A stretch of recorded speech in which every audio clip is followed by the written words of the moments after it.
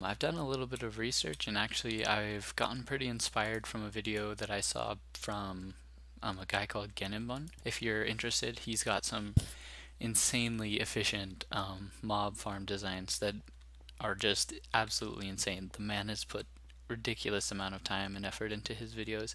Highly recommend you check him out if you're interested. I'm not gonna be doing exactly like his kind of design, but I am gonna be taking some inspiration from it. So the plan for today obviously is going to be building up some of our own XP farms here so that we can get easy access to XP. What I'm building right now are going to be the spawning chambers, so that's the inside of this right here. This is like the roof over it.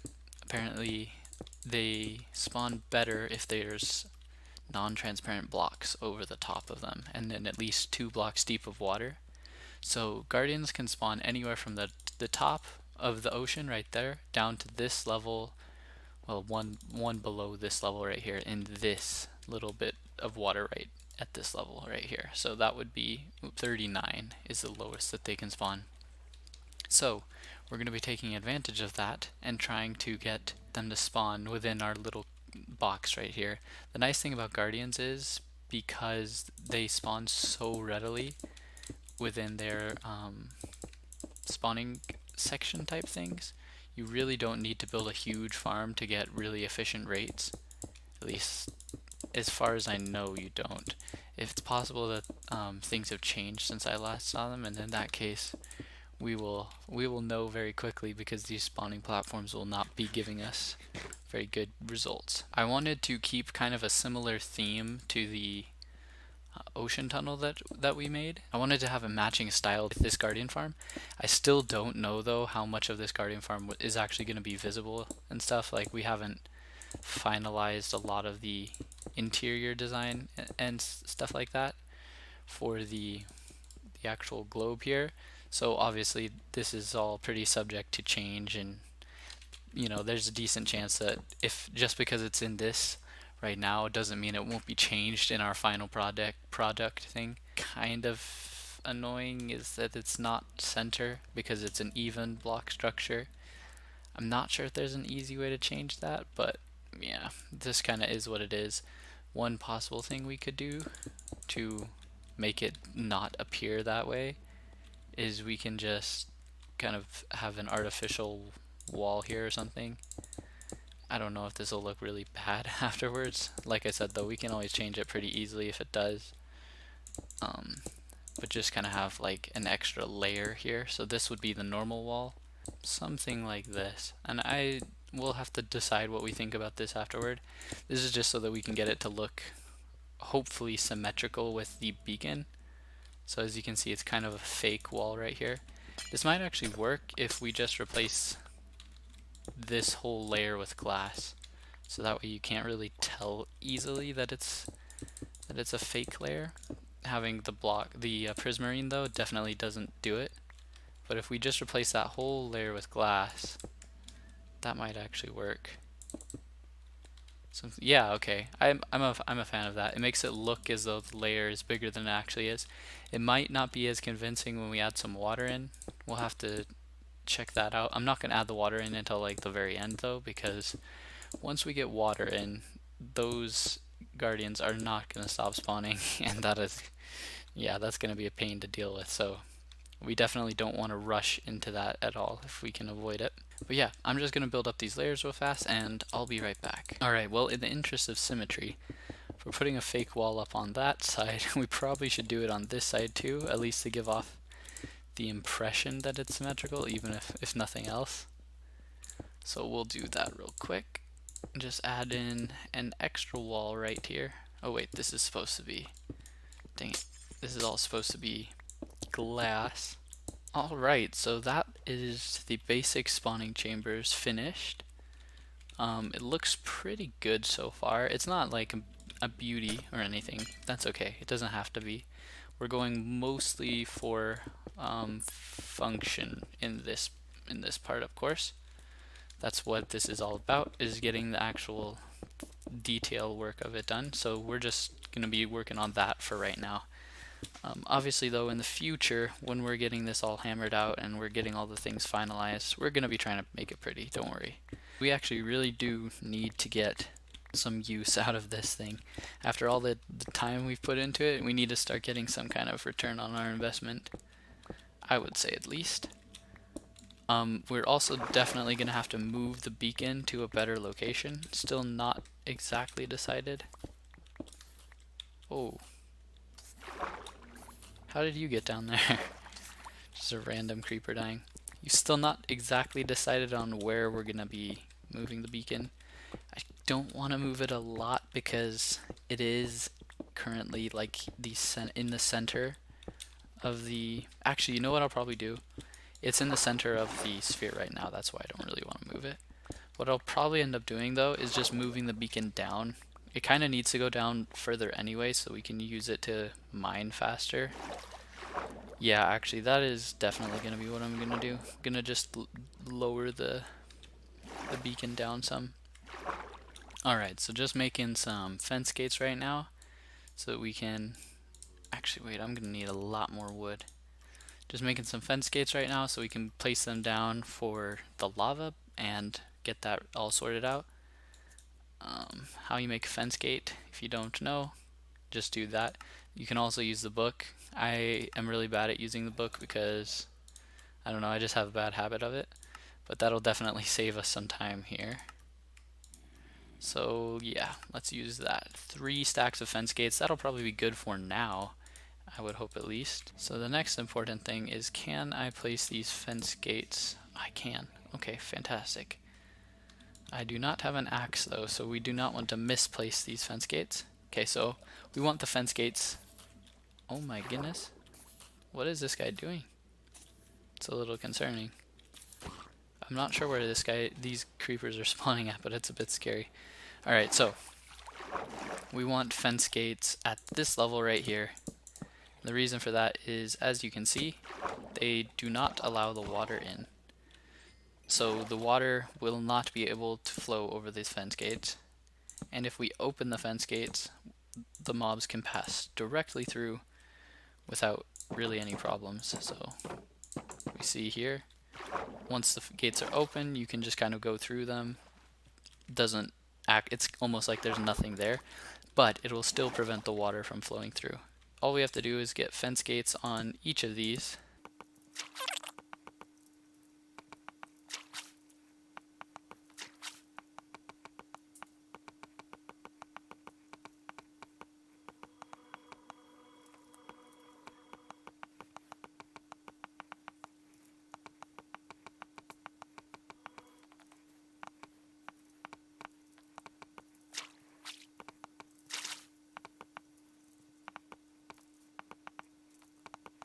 Right, so now that all the fence gates have been placed in position, the next step is to go through and open them all. Alright, so the fence gates have all been opened, which means that you can just fall right through. But we're running into a bit of an issue because our beacon right here is more or less in the way of our construction. So we're going to have to move it down, which is going to be really annoying because, well, it might not be that bad, but we are gonna have to take this down to pretty close to bedrock level, like towards the bottom of the world, because yeah, we need some more space.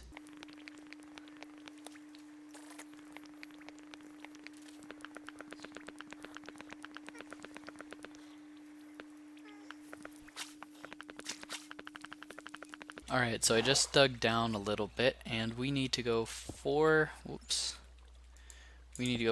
blocks out in every direction. So 1, 2, 3, 4. So it needs to be this large to fit the base of our beacon.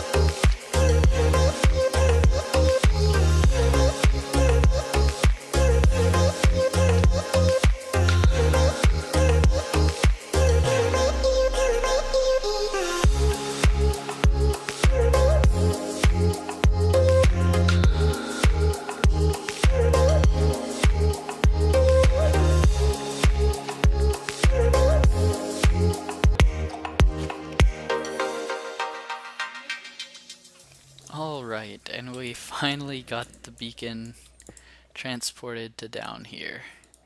Oh. Caleb Buck has reached the goal beaconator. Yes. Okay, we finally got the beacon set up down here. So that is very nice. I've been wanting to set it up down for a while, but finally got around to it. Alright, nice. We're gonna have to be careful of that later when we drain all the water out and stuff. That could just become a death hole. So, we'll have to be careful of that. But still works. We still get our haste. The good thing about beacons is if you put them at the bottom of the map like that, then it doesn't really matter how far up you go. You'll always have the effect. And of course, if you go down, you will still have the effect because the beacon's down there. So they have a little bit of like a radius, but how far up doesn't matter, and how far to the sides is determined on how big the beacon is. Got some good progress here. What I wanted to do was continue on. Oh boy, these guardians are going to be really annoying. I think we should just fill this layer in real quick, because this is where they're spawning, so they can't spawn lower than that level. Ow! They can't spawn lower than that level. So if we cut off this level, all the water that's at this level, then we shouldn't have any more spawning. And that'll hopefully put an end to those problems. Then once we kill those guardians or they despawn or something, we shouldn't have any more of them from this point on until we finish the farm. Okay, so let's just get rid of these guys with the trident here, which I finally am seeing is actually starting to work. I was trying to, well, at least I don't know if it works on drowned mobs, but it definitely works on guardians. Nice. Above ground it's going to look like this, but you have to consider as well that our base is kind of just on the other side of this, until I can put a block here and then open that up like this. Then I'm going to swim all the way up. Well, I have to get these blocks and replace the sand. This will make sense what I'm doing here in a second. I'm trying to create a passageway so that we can kind of get out into the water easily without having to destroy sand every time, which hopefully will be an ease of quality of life change. Okay. If this works as intended, then all this water should go away. Is it going away? It is going away. And then if we cover this up, when I break these blocks next time, the water will not spill out, but we'll be able to get out and in through that little passageway. It'll make sense. I promise. I know the mechanics of it. I'm pretty sure at least. Also, we can clear this little blemish. I've been wanting to get rid of this for a little while, but just been too lazy to. Okay. Tons of little tiny things getting done today. And let's see. And there we go. So now I can get out this way. You can see this is like directly here where the rest of our stuff is going on at, and we can also get back in this way, and we don't have to destroy that huge thing, and it also won't allow anything to spawn here. So now we are finally ready to start working on this farm. Oh boy. I'm gonna quickly gather together some more materials and I'll be back in a second. I've got everything we need to hopefully get the rest of this figured out. So we know that we want one layer of lava right here, then we're gonna want another layer of fences right here, and then another layer of lava right here. And then I guess another layer of fences at the bottom so that we can actually hold the lava in. So in order to make this work, kill this guy off, we first need to set up a lot of the basic stuff around, right? So we need to get the sides kind of all done, and then we need to actually get all the fences placed in, which is going to be perhaps one of the most tedious parts of this, but it shouldn't be too big of a deal. If we spend a little bit of time on it, we'll be done before we know it. Need to grab some sponges. So I got the sponges, but unfortunately it looks as though we may have lost some sponges somehow. It must have been when we were clearing out the monument, because I know for sure I had 35 when I started clearing out the monument, so That's the only time I can think of that I would have lost some. But that's okay. We still got plenty to clear out this water right here. Well, this is going to be a bit of a mess to put together. Oh boy, you can probably already see why. We've got to get lava on top of these ones right up here. But we also need to get, because the problem is if we just put lava on the top right here, then any of the fences that have an air block above them will be able to catch on fire. So we actually need water to be in the tank at the top before we can really start putting the lava in. But if we put the water in, then that means that the guardians will start spawning. So we kind of have to have like a plan for getting rid of them, or at least like the chamber that they're gonna fall in and the one that we're gonna be able to kill them. We at least need to have that built before I think we can put the lava and water in. So we basically are just doing a lot of prep work at this point. We're not actually gonna probably get the farm done today, unfortunately. I know we keep planning to do that every single time, but fortunately we just have to have a lot of prep work to get this thing off the ground. We've gotten a lot of it done already. I'm gonna finish up these fence gates, but yeah, unfortunately we just have so many steps to this. We're getting started on a bunch of them. We're getting a lot done, don't get me wrong, but it's just really a lot more difficult to play in survival and create this kind of thing than if we were in creative, because we could just not worry about dying and stuff. But we can't get the guardians set up yet, and we can't get the lava in place yet, which is the main things that we need. Once we have the killing chamber set up, once we set up the killing chamber, then we will be able to gosh, so much needs to be edited. I feel bad for myself in the future. Alright guys, so we got another layer of these fence gates in. Like I was saying before, the lava and water we kind of need to do at like about the same time. So we're not going to be doing that yet today. The only things we're going to be doing is getting all these fence gates in. The reason we're trying to get all these fence gates in, oh my goodness. And we're gonna actually have to finish up the water and the lava part as well as like the killing room and the storage chamber and all that kind of stuff. We're gonna have to finish that up in another episode, guys, because it's getting a little late here. Don't quite have time to finish off this project, unfortunately. Even though this is a smaller farm, it's still a surprisingly large amount of work to actually get this thing done, which is like, you know, is about it as I expected, to be realistic here. I mean, this is going to be one of the best XP farms in the game, so it's totally worth the work and the time to spend to do it right. And well, I don't know if my farm is going to be the best XP farm. The Genebombs, I'm not sure how to say his name. The guy that I have in the description, his video is an example of probably one of the fastest XP farms in the game. I'm not doing a copy of his or anything, so like I could just copy his farm, his most efficient one, and just use that in my world, but I kind of wanted it to be a little bit different. I'm using a lot of the same elements from his that I know that work really well, like the lava on trapdoor design, having 2 layers of lava to kill them and stuff like that. But I'm not copying his farm to a T, so that way I can pretend like I've constructed something that's, you know, sort of my own. But I'm definitely still gonna leave his farm in the description, just so that you guys can check it out if you're curious.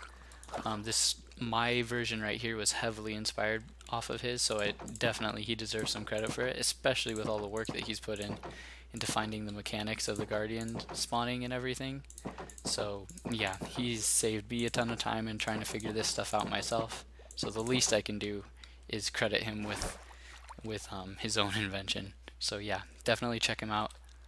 And I'm just gonna be placing the rest of these, and I think that'll have to be it for the day, guys. I hope you guys enjoyed. I'm gonna be able to get this farm off the ground very soon, don't worry. It's just a matter of time at this point. So yeah, thank you guys for watching, and I'll see you guys again in the next episode. Later.